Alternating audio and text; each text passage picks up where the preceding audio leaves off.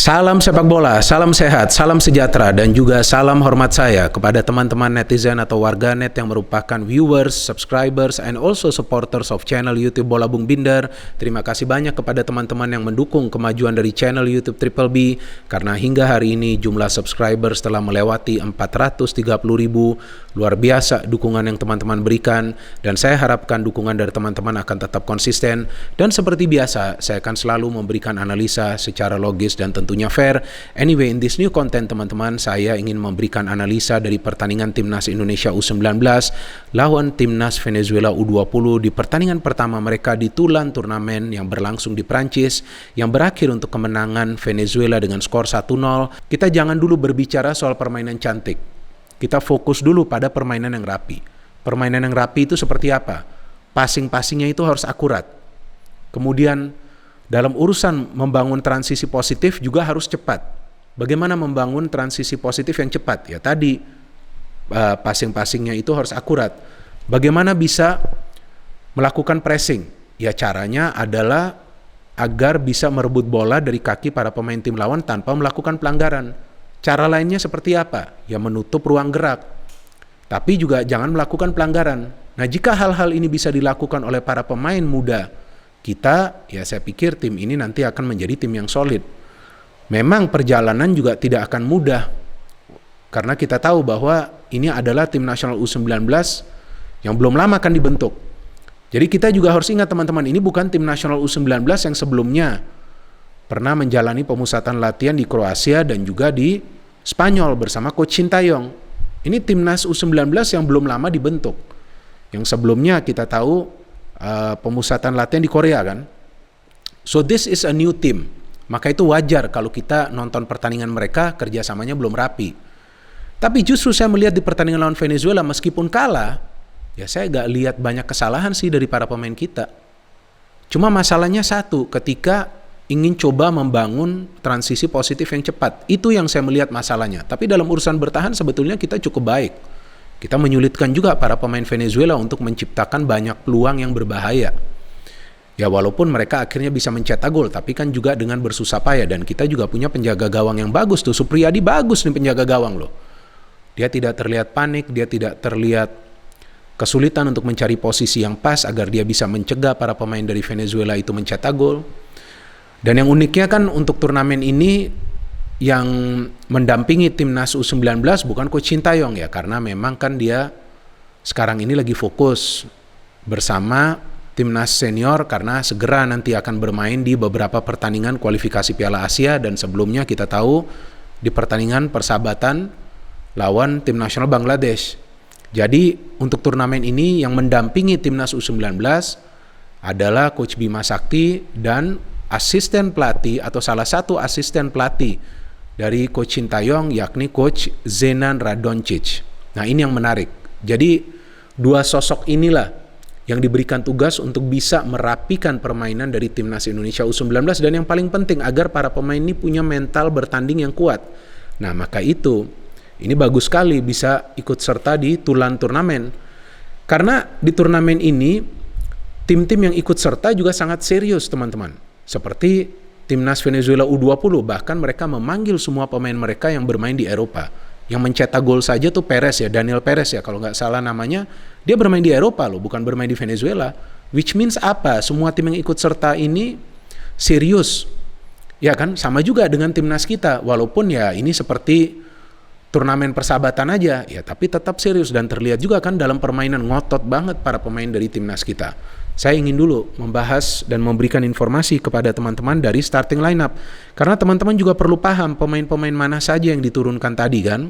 Oke, kita mulai dari posisi penjaga gawang Cahya Supriyadi. Oke, asal Persija. Memang ya dia gak dapat kesempatan untuk tampil di Liga 1 ya, tapi saya melihat penjaga gawang ini bagus. Kemudian Ferrari ya, kapten tim dari Timnas U19, dia juga jarang mendapatkan kesempatan di Persija, tapi dia main bagus. Beberapa kali dia melakukan intercept dan blocking yang krusial. Kemudian ada juga kita lihat Raka Cahyana, ini juga dari Persija. Cukup banyak pemain dari Persija ya yang main nih teman-teman. Kemudian ada Rusadi, ada Amping, ada Pamungkas, ada Fikri, ada Rafli, ada Ronaldo Kuateh, kemudian ada Hoki Caraka dan Again, pemain Persija, Alfrianto Nico. Artinya ada 4 pemain Persija di line up ya. Ini tentu sangat bermanfaat juga bagi pelatih baru mereka ya, Thomas Doll ya teman-teman. Artinya Persija juga punya cukup banyak pemain muda nih yang nanti bisa diandalkan di skuad mereka. Ya kita tahu bahwa ini pemain-pemain yang dipilih agar mereka ya bisa lah memberikan yang terbaik bagi timnas Indonesia U19. Nah, bagaimana jalannya pertandingan? Kalau dari jalannya pertandingan ya kita memang sudah bisa melihatlah secara keseluruhan para pemain Venezuela menguasai jalannya pertandingan. Tapi teman-teman perlu mencermati lagi, apakah Venezuela bisa gak menciptakan peluang demi peluang secara cepat?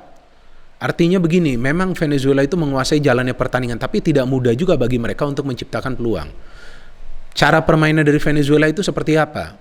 Ya, tim-tim asal Amerika Selatan ini biasa mengandalkan umpan-umpan pendek, dan kalau mereka sulit membuka pertahanan dari tim lawan, pasti akan ada skill individu dari para pemainnya, dan persis itu cara main dari timnas Venezuela. Dan mereka sebetulnya hanya mendapatkan 2 peluang di babak pertama itu kan, dari pemain bernomor punggung 7 tuh. Dua-duanya bisa di-save oleh Supriyadi. 1 tendangan dari luar kotak penalti, 1 lagi heading. Masih bisa di-save. Nah, timnas Indonesia ini yang saya perhatikan teman-teman, dalam cara bertahan nih sudah rapi. Karena para pemain Venezuela pun ya mau gak mau perlu mengandalkan skill individu mereka. Karena mereka main umpan-umpan pendek tuh kalau gak bisa di blok, kalau gak bisa di cover, kalau gak bisa di press. Jadi mereka sulit menciptakan peluang. Tapi masalahnya bagi kita adalah pada saat ingin membangun counter attack atau ingin membangun serangan. Saya melihat dari tengah ke depan itu masih sering terputus aliran bolanya. Kalau di belakang sampai ke tengah ini masih bisa. Tapi ketika ingin memberikan bola ke depan itu yang saya melihat sulit. Dan pemain seperti Hoki, Nico, dan juga Ronaldo Kuate, saya belum melihat mereka bisa menyatu secara permainan. Dan di turnamen kali ini kan Marcelino Ferdinand tidak ikut ya ke timnas U19. Dan saya pikir itu adalah keputusan yang bijak dari Coach Sintayong. Karena kalau saya melihat permainan dari Marcelino ini sudah lebih matang dibandingkan Ronaldo Kuate. Maka itu dia sekarang sudah tergabung ke timnas senior, walaupun ya nanti bisa juga dia masuk ke timnas U19 lagi kan, tapi untuk sementara dia gabung ke timnas senior. Tapi Ronaldo Kuate ini yang saya melihat permainannya belum matang. Maka itu ketika Indonesia ingin membangun serangan balik atau serangan secara terbuka, ya Ronaldo ini sering kehilangan bola. Secara skill individu tidak perlu diragukan lagi kualitasnya, tapi kan dia juga perlu membagi bola. Dia tidak bermain sendirian. Tapi karena dia terlalu lama menguasai bola, ya itu yang memudahkan para pemain Venezuela untuk bisa merebut bola dari kaki dia, atau dia kehilangan bola justru. Nah, saya melihat bagaimana tuh para pemain dari Venezuela itu coba untuk memblok mulai dari lini tengah, karena mereka tahu di sanalah kekuatan dari Indonesia. Karena kita tahu selain ada Ronaldo, selain ada Hoki yang biasa melakukan pergerakan cepat, juga kita tahu ada Rafli dan juga ada Fikri. Ya, ini 2 pemain yang menurut saya bagus banget. Bahkan di babak kedua itu kita mendapatkan 2 peluang kan, 1 dari Hoki yang dia shooting bisa di save, dan kedua dari Ronaldo yang umpan diberikan oleh Fikri. Nah, artinya kan di sini kan kita terlihat bahwa sebetulnya kalau kerjasamanya bisa rapi, kita juga bisa menciptakan peluang.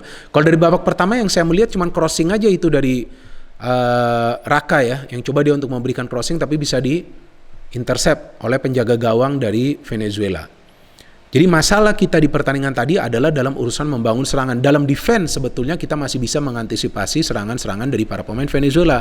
Dan selain itu juga saya melihat beberapa kali ketika Indonesia mendapatkan tendangan bebas yang sebetulnya jaraknya tidak begitu jauh dari kotak penalti pertahanan Venezuela atau dari penjaga gawang dari Venezuela, tapi para pemain kita tidak bisa menciptakan peluang dari situasi set piece tersebut. Nah, ini bahaya.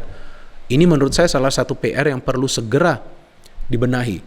Karena jika kita tidak bisa mencetak gol melalui open play, ya harusnya dari set piece itu dimanfaatkan. Nah, ini salah satu kesulitan saya melihat ketika dalam urusan menyerang, baik secara open play atau juga dari situasi bola-bola mati. Seandainya kita bisa mengeksekusi free kick yang lebih rapi dengan skenario yang lebih rapi, ya mungkin kita akan bisa lebih banyak menciptakan peluang. And the second half ya kita melihat para pemain Venezuela tuh bermain lebih kencang lagi, walaupun ya kita yang mendapatkan 2 peluang di awal kan, dan akhirnya mereka bisa mencetak gol. Kenapa akhirnya mereka bisa mencetak gol? Ya karena mereka akhirnya mengubah cara mereka memberikan umpan ke dalam. ke dalam kotak penalti pertahanan Indonesia. Jika sebelumnya mereka hanya mengandalkan umpan-umpan pendek, kali ini mereka memanfaatkan umpan silang, dan kita tahu itu salah satu kelemahan timnas kita juga, apakah di senior ataupun di junior. Dan akhirnya mereka bisa mencetak gol dari Perez yang bermain di Eropa di klub Brugge kalau nggak salah. Dan dia akhirnya bisa mencetak gol, dan itu merupakan skor akhir dari pertandingan ini.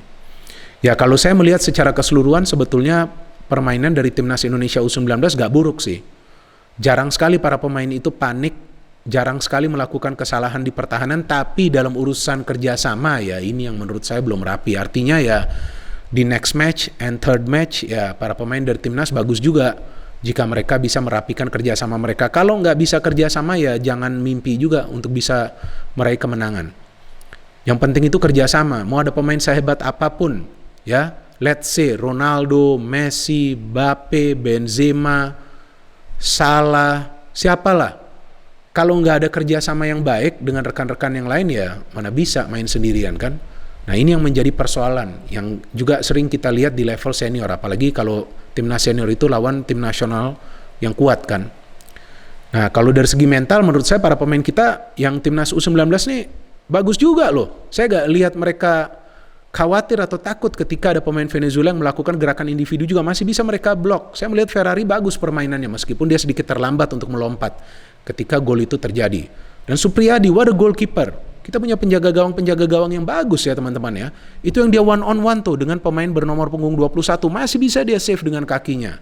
Nah sekarang tinggal memikirkan cara bagaimana bisa menyerang lebih rapi lagi. Kalau penyerangan ini sudah rapi dan bermain solid seperti tadi di lini pertahanan ya tentu kita harapkan bahwa timnas Indonesia U19 ini akan solid, karena nanti kan mainnya di Piala Dunia. Walaupun Piala Dunia U20, tapi Piala Dunia loh. Dan timnas Venezuela ini kan juga bukan timnas istilahnya kaleng-kalengan. Timnas Venezuela ini memang di level senior gak sehebat Brazil, Argentina, atau Uruguay, atau ya Kolombia. Tapi di level junior mereka cukup bagus juga. Bahkan mereka pernah lolos sampai ke final dari Piala Dunia U20 kalau nggak salah tuh pada tahun 2017. Dan beberapa kali juga sudah berpartisipasi. Jadi ya pertandingan tadi adalah pengalaman yang bagus untuk para pemain muda kita.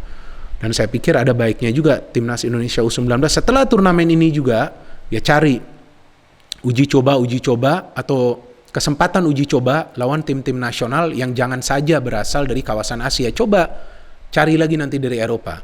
Seperti yang sebelumnya Coach Sintayong bawa ke Kroasia kan, ke Spanyol. Buat apa? Ya untuk bertemu tim-tim nasional yang dari kawasan lain. Ya kalaupun mau ketemu dari Asia yang memang yang kuat. Seperti Arab Saudi, seperti Iran, ataupun Irak. Ya sekarang saya juga gak sabar ya menunggu nanti second match of Timnas Indonesia U19 di Tulan, turnamen yang menurut saya adalah turnamen yang sangat penting bagi para pemain kita. Kita tahu sebelumnya juga Indonesia pernah ikut serta pada tahun 2017 lalu kan, yang ketika itu tuh saya ingat tuh Egy mendapatkan penghargaan Best Newcomer ya, atau pendatang baru terbaik. Ya itu sangat penting juga kan, dan akhirnya lihat Egy sekarang bisa bermain di luar negeri.